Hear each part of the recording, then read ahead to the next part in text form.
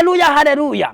Ndasenze mvuga ngo Yesu kuko ari wowe, ni wowe soko idakama, ni wowe soko idakama, ni wowe mutima utera imbaraga. Ndavuga Yesu wa munyembaraga we, ndavuga Yesu Kristo wa munyabutware we, wa munyabushobozi we. Gera kuri uyu musore, wongera umuzurisha ijambo ryawe, agendera mu cyanitswe, agenda avuga ngo kuko umwami Imana nkunda ndamahoro. N'uyu mukobwa, uyu mubyeyi, uyu mugabo, izi siteresi wazikuraho, bakongera haleluya, bakongera bakumva Imana.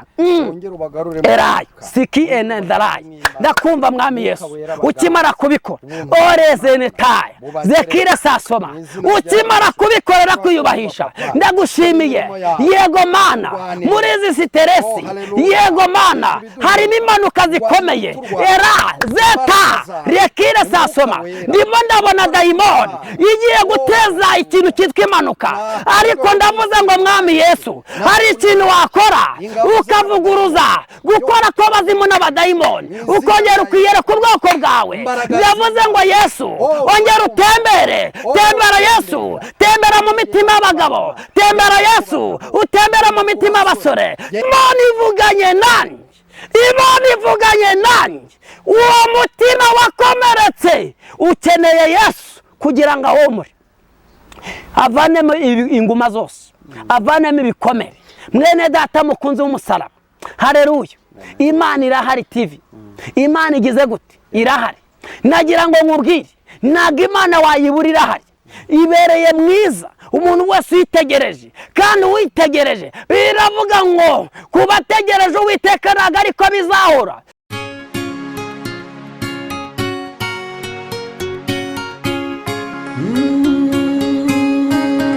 Emana we, Yesu we, ingoma yawe niyamamare.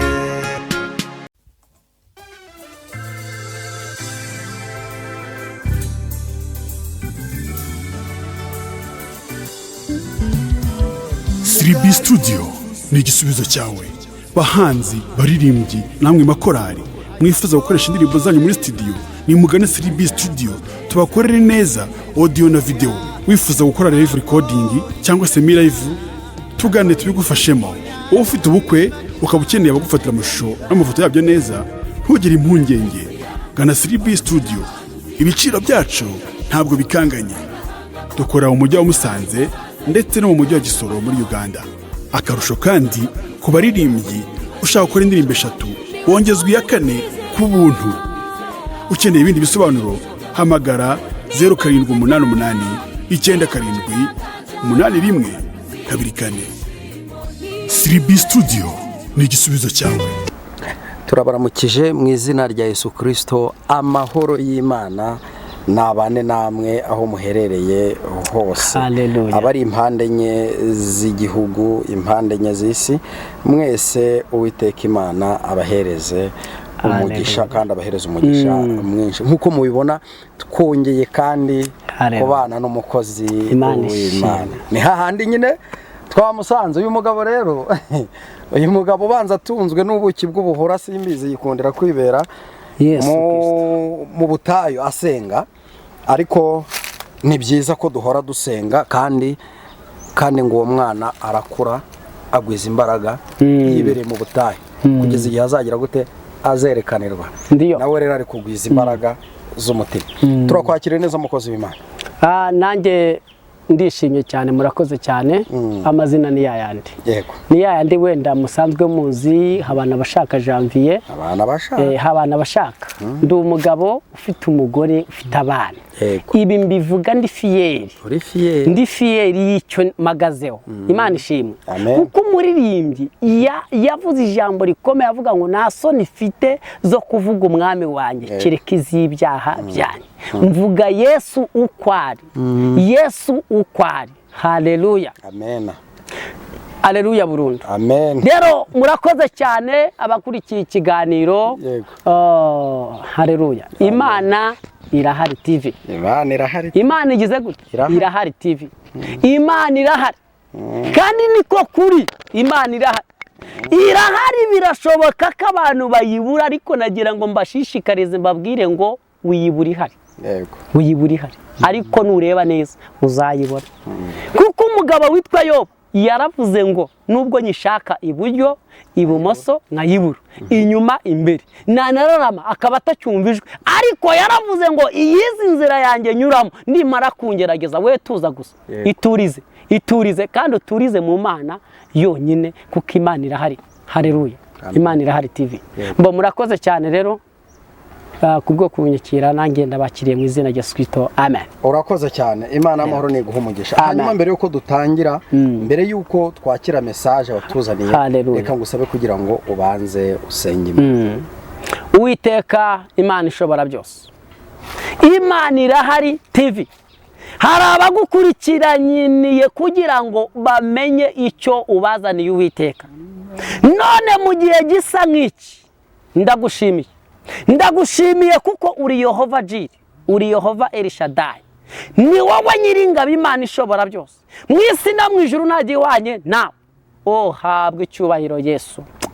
Erayo siridaraye, ndagushimiye bano basore, bano bagabo, bano babyeyi, bano bakobwa bagukurikiranye cyangwa se bakurikiranye Imana irahari TV.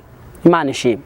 Nagira ngo mvuga ngo bose reka bahabwe ikaze, Yesu ubane nabo, wongere ubiyereke mu izina rya Yesu Kristo. Abari bafite imitima ibohotse wongere ubuzuzemo imbaraga, abari bafite imitima iboshye wongere ubabohore, kuko iyo turi gukurikirana iby'Imana itugendereye cyangwa se dusangishije, hari ababikurikirana bababaye, hari n'ababikurikirana bishimye. Biravuze ngo unyemerere abishimye wongere ugomeze kubabera umucyo, aba bababaye wongere ubabere icyomoro. Haleluya, wongere ubabere icyomoro, kuko Yesu ni wowe womora ugafata umutima wakomeretse warangiza ukawomora mu izina rya Yesu Kristo. Urakoze mwami wacu Yesu. Umuntu wese reka bohokera imbere yawe kubw'izina rya Yesu Kristo mwami wacu Yesu. Amen.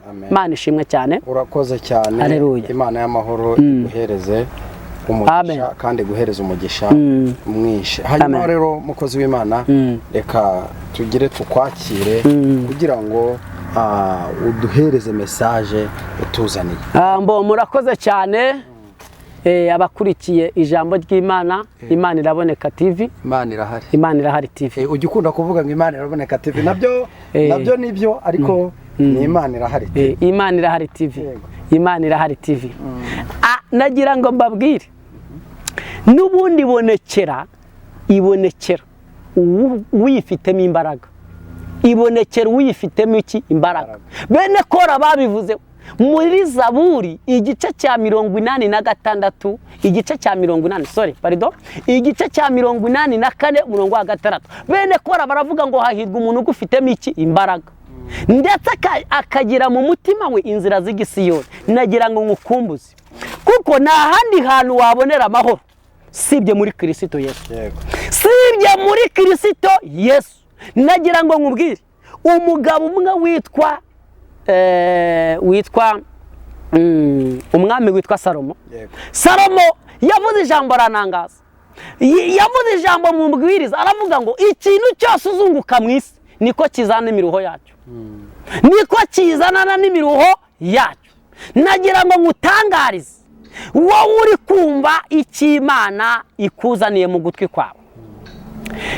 Tukiri mu isi n'amafaranga ubwayo ni igikoresho dukoresha kitunyura, tukambara, tukarya, tukabonaho kuba, mbese tukabona deparasoma.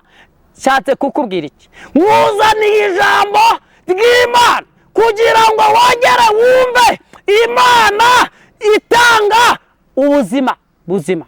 Imana ishimwe. Amen. Imana itanga iki? Ubuzima buzima. Noneho reka dusome icyanditswe kiri mu butumwa bwa Yesu Kristo uko bwanditswe na Matayo mu gice cya 5. Titire y'ijambo iravuga ngo Yesu yerekana abahiriwe abo aribo. Imana yerekana abahiriwe abaribo. Imana ishimwe cyane. Imana yerekana abahiriwe abo aribo. Ngo abonye abantu benshi azamuka umusozi, amaze kwicara, ni igice cyaho cya 5. mu butumwa bwa Yesu Kristo uko bwanditswe na Matayo mu gice cyaho cya 5. Imana ishimwe cyane ngo abonye abantu benshi azamuka umusozi amaze kwicara abigishwa be ngo baramwegera. Imana ishimwe. Aterura amagambo ati hahirwa abakene mu mitima yabo kuko ubwami bwo mu ijuru ari ubwabo. Imana ishimwe. Iri jambo ndarikunda we, iri jambo ndataya zikitaya mando ndarikunda. Kubera iki? Impamvu ndikunda abantu bajya babyitiranya. Bundi hari abantu benshi bazi yuko abantu basenga ari abakene. Hari akantu nigeze kuba ariko Mana ngo ariko Mana we waraturengeye. Ndashimira Yesu, ntabwo nzi kuririmba ariko dusubije amaso inyuma Yesu yaraturengeye. Yaraturengeye. Tumenya iki? Tumenya ubwiro bwayo, tumenya ubwiro bw'Imana. Imana ishimwe cyane. Haleluya. Imana ijambo nimerutse kujya aha nari niyambariye udukweto dusanzwe, ndangije niyambara n'udutiriningi, ariko mageze kubera ko abantu benshi bazi ko abantu bazamuka imisozi ari inzahari, kubera ko abantu bazi ko bundi imisozi bajya bayita ubutayu. No, ubutayu umusozi ntabwo ari ubutayu. Ikindi Mose yazamukaga imisozi, Yesu nawe azamuka imisozi. Biravuze ngo imisozi ibaho ariko ntabwo imisozi ari ubutayu. Ubutayu ni ubuzima tunyuramo. Yego. Ubutayu ariko urazi kugira ngo umuntu ajye kwatsa indege, agurutse indege y'uruvugo. Hari abantu bashinzwe kwatsa indege we y'uruvugo, indege bakayigurutsa. Ndagira ngo mvugane nawe uri kumva, uri gukurikiranira ijambo ry'Imana. Ndagira ngo nkubwire indege bayihagurutsa y'uruvugo ariko abantu bavuga amagambo, ariko hari yavuze ijambo. Haleluya. Hari yavuze iki? Ijambo ry'Imana, ari ijambo ryayo. Haleluya. Ndangije aho hantu ndahagera, hari abantu bafite ihamuka ry'isi kubera ko bumva kwambara neza atari ibyabo, kurya neza atari ibyabo, kugenda mu mamodoka atari ibyabo, amazu meza atari ayabo. No, baragushuka. Ibyo ngibyo ni ibyatwebwe turi mu isi, ni ibyacu, turabikwiriye kandi tugomba kubigeraho. Imana ishimwe cyane. Haleluya. Iryo ni ihamuka ry'isi. Nigira ahantu ngiye gusenga ndi kugenda nembe, maze kuhagera impamvu nkundira ijambo rivuga ngo hahirwa abakena mu mitima yabo kuko ubwami bwo mu ijuru ari ubwabo. Impamvu ndikunda cyane, ndagira ngo nze mbasobanurire ijambo icyo rivuze.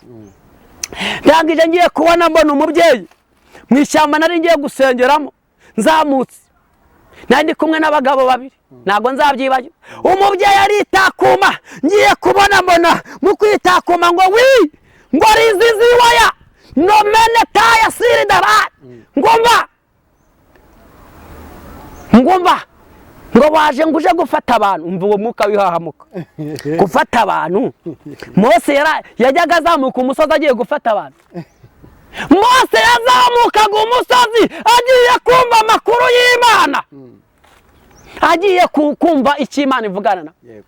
Ntabwo yaragiye gufata abantu, kubera ko abantu bazi yuko nyine iyo ujyamo abantu bacakaraye, iyo abantu nyine bameze ukuntu. Ariko nagira ngo ngutangarize, wiheranwa n'ihamuka ry'isi. Imana mu gihe ukiri mu isi, ibyo byose biri mu isi Imana yarabiduteguriye. Haleluya. Noneho iri jambo ngo abonye abantu benshi cyane azamuka umusozi, ngo abigishwa be baramukurikira. Bamaze kumwegera nawe aterura amagambo ati haleluya, hahirwa abakena mu mitima yabo kuko ubwami bwo mu ijuru ari ubwabo. Ubu butumwa ntabwo bugera mu karere kamwe, ntabwo ubu butumwa bw'Imana bugera mu turere tubiri, ntabwo ubu butumwa bw'Imana bugera mu gihugu kimwe, buragenda bukajya mu bihugu byinshi. Bishatse kuvuga ngo impande zose Imana irahari. Haleluya. Noneho ni ukuvuga ngo abakene mu mitima yabo ni abakene bakenye ubwiro bw'Imana, ni abakene bakenye ijambo ry'Imana. Ubwo abantu benshi nagira ngo nkubwire mwene data mukunzi w'umusaraba, wowe ukurikiranye iki kiganiro cyangwa iri jambo ry'Imana, Imana igize gute? Imana irahari, Imana iraboneka TV. Haleluya. Imana iraboneka TV. Shishakireho Imana nyine. Shaka Imana urebe kutayibona, shaka Imana urebe kutayibona. Njyewe njya nkunda kuvuga ngo bahanuye badahanuye Imana izakora icyo yagambiriye gukora. Eta Ezekire sasoma Mana ishimwe. Arangije arababwira ngo hahirwa abakene mu mitima yabo, kuko aribo bazabona Imana, aribo bazabona ubwami bw'ijuru. Bivuga ngo ni abakene bafite ishyaka n'inzara n'inyota byo gukiranuka. Iyo umuntu yakiranutse, mubwira mwene data mukunzi w'umusaraba, dore gift kado Imana ibanza kuguha ya mbere iruta ibindi byose, ni amahoro yo mu mitima. Mubwire mwene data mukunzi w'umusaraba, mubwire kuntu umuntu ashobora gutunga vewuti akayitunga yagiye hirya y'umusaraba, ugasanga vewuti ayiburiyemo amahoro. Ariko urazi kubona wagenda wicaye Imana ikaguha deparasoma ukagenda wicaye ariko ukabura amahoro.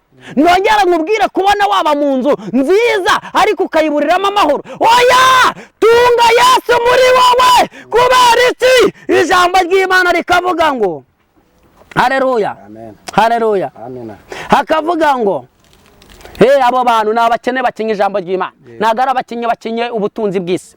Kuko ibirayi n'imiceri n'amafiriti ibyo ni iby'abantu bari mu isi, amazu ni iby'abantu bari mu isi. Bivuge ngo gukena nabi ni ugukena ku mutima, ugakena ijambo ry'Imana. Imana turengere, ukabura imbabazi. Ni gute Imana yaguha ukabura imbabazi zo guha abandi? Kandi ejo reka nkubwire, bajya bavuga ngo ejo hahora rejo. Ejo hahora rejo. Ejo hawe n'uyu munsi Imana yawukugejejemo kugira ngo ukore ibyo Imana ishaka. Imana iturengere. Noneho ku murongo waho wa 4 haravuze ngo hahirwa abashavura kuko aribo bazahozwa. Haleluya. Noneho biravuze ngo umuntu wakomerekewe muri Kristo Yesu aje no komorerwa muri Kristo Yesu. Biravuze ngo yigize amahirwe ugakomereka. Hari abantu bajya bavuga iri jambo bakavuga ngo ariko se kuki abantu benshi basenga bakomereka? Iyo ugize amahirwe ugakomereka usenga, ni Imana nayo iba yemeye kukomereka, ni nayo ikomora. Imana ishimwe. Mwibuka umuntu witwa Yobu yarasabwe, Imana yemera kumutanga, ndetse ikigeretse kuri ibyo Satani arongera aramusaba umubiri we. Imana iravuga ngo ndamuguhaye ariko singwaye ubugingo bwe. Ariko uyu Yobu yavuze ijambo rikomeye mu gice cya 14 umurongo wa 7. Yamye arababwira ngo erega haracyari ibyiringiro, igiti nubwo cyatemwa cyakongera kigashibuka. Bishatse kuvuga iki? Haracyari ibyiringiro. Uyu muntu arasenga, yabuze ibyo kurya ariko ibyiringiro birahari, ibyo kurya byaboneka. Uyu muntu arasenga ariko yabuze akazi, ariko haracyari ibyiringiro by'uko akazi yakabona. Kubera iki? Yobu ajya kuvuga ngo haracyari ibyiringiro, igiti nubwo cyatemwa cyakongera kigashibuka, kandi kigashibukana amashami y'ibitonome, kandi ngo nubwo imizi yacyo yasazira mu butaka, iyo yumvisha amazi irongera igashibuka. N'igishizi cyacyo nubwo cyagenda kikaborera mu butaka, iyo cyumvisha amazi. Uyu muntu iyo yumvisha ijambo ry'Imana ibyiringiro biraza. Atopaya sinidarayi arongera akavuga ngo kuko umwami Imana nkunda ndamahoro. Akongera akavuga ati oh haleluya, haleluya. Akavuga ati Imana yacu ishoboye byose.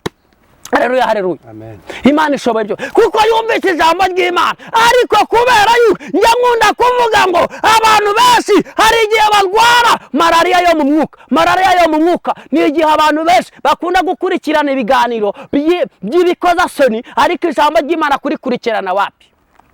Ibiganiro by'ibikozasoni birirwa basomana basambana, ariko umva ijambo rikubere umutsima utera imbaraga. Umva ijambo ry'Imana rikubere twambaye urugero resete payasini darayi twongere rikuze edarayi twongere rikomore ibikomere kuko ijambo riratubwiye ngo mu butumwa bwa Yesu Kristo uko bwanditswe na Matayo mu gice cyawo cya 5 umurongo waho wa 4 haravuze ngo hahirwa abashavura kuko aribo bazahozwa icyama Imana. Haleluya, Imana ishimwe. Uyu muntu iyi Imana yakomeretse, Imana ibizi, Imana igiye kumwomora, imwomora ababishaye babireba, imwomora ababishaye babireba, imwomora abanzi babireba. Kubera iki? Iyi ni Imana idakangwa na karabaye, nagari Dagoni, nagari Bayali, nagari Shera, ni Imana ishoboye byose. Haleluya, haleluya, Imana ishimwe. Hakongera hakavuga ijambo rivuga ngo ku murongo waho wa 5 haravuga ngo hahirwa abagwa neza kuko aribo bazahabwa isi. None bere data, kugira ngo kugira ngo Imana ikugabize iyi si, banza ugire umutima w'ubugwaneza, ugire umutima uca bugufi.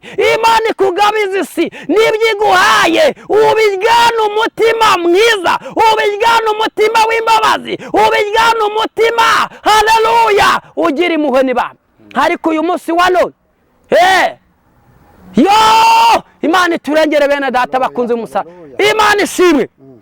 Ndimo ndareba Yesu ateze ibiganza kugira ngo yongereze afate uwo mutima wawe, umutima wawe wongere uturize Imana kandi ugema amahoro yo mu mutima. Haleluya, Imana ishimwe. Umurongo waho wa 6 haravuze ngo hahirwa abafite inzara n'inyota byo gukiranuka kuko aribo bazahazwa. Aribo bazagira gute? Bazahazwa. Haleluya, Imana iduhaza. Amen. Imana iduhaza. Imana igira gute? Iduhaza. Iyi Imana yakugaburiye ikakugaburira, ntabwo wateka inyama ngo bakubuze gukaranga, ahubwo irayiguhikana yigukarangira. Haleluya, haleluya, Yesu ashimwe. Imana yiguhazije ikaguhaza. Imana ishimwe. Uba ufite umutima w'imbabazi. Iyo ureba mugenzi wawe waburaye nawe uramugaburira, wabona afite icyo umurusha ukamugira neza. Ariko kubera umutima w'imbabazi Yesu naguhaza. Mwene data mukunzi w'umusaraba, haleluya, Imana igize gute? Imana iduhaza. Haleluya. Turimo kujya mu isoza, turimo tugiye gusenga kandi bikomeye cyane. Haleluya, amen. Imana ishimwe. Murongo wa 7 haravuze ngo hahirwa ngo hahirwa abanyembabazi. Hahirwa abanyembabazi kuko aribo bazazigirirwa. Noneho 8 hahirwa ab'imitima iboneye kuko aribo bazabona Imana. Nidushaka turekera. Haleluya burundu. Amen. Hahirwa abanyembabazi kuko aribo bazazigirirwa. None uyu munsi wowe wumvise ijambo ry'Imana, haleluya, oya umuntu yakukubuza ijuru, umva wowe ushaka kubona Imana, wibuzwa ijuru n'umurozi, wibura ijuru kubw'umunyamagambo. Oya, kuko Yesu agambiriye kukomora. Njya nkunda kuvuga ngo umuntu wibye ntago aruta uwo yibye. Nibyo birumvikana, barakubabaje ariko ntago baruta uwakomora. Yesu arabarusha amaboko, Yesu abarusha imbaraga, Yesu abarusha ubudahangazwa. Nagira ngo nkubwire ngo Yesu ni intare y'umuryango wa Yuda. Nagira ngo nkubwire ngo Yesu nta rugamba na rumwe arwana ngo atsindwe, ahubwo ararwana agatsinda. Yesu ashimwe cyane. Amen. Haleluya, haleluya. Abandi ijambo rikagaruka rikavuga ngo hahirwa. Haleluya, Imana ishimwe. Tugiye gusenga Imana. Bibiliya irongeye iravuze ngo erayo Ezekiel bonetayo ndakuna taya sinima tepi evaye siri darayi ndaku edarayi. Bibiliya iravuze ngo hahirwa abanyembabazi kuko ari nabo bazazigirirwa. Girira imbabazi. Uwagukomereteje ntabwo ari uzakoma, ahubwo uwagukomereteje yakongera akagukomeretsa. Ariko Yesu arashaka kukomora ingoma zose. Haleluya, amen. Bibiliya iravuze ngo hahirwa abafite imitima iboneye kuko aribo bazabona iki? Imana. Kuko aribo bazabona iki? Imana. ntago haleluya, ntago ari abasambanyi, ntago ari ingaga, ntago ari abagome, ntago ari abagambanyi, oya, ni abafite imitima izita rawini mayasika, abafite umutima iboneye. Ndimo ndabona Yesu ateze ibiganza, tugiye gusenga Imana. Imana ivuganye nanjye, Imana ivuganye nanjye. Uwo mutima wakomeretse ukeneye Yesu kugira ngo ahumure, avanemo inguma zose, avanemo ibikomere. Mwene data mukunzi w'umusaraba, haleluya, Imana irahari TV. Imana igize gute? Irahari.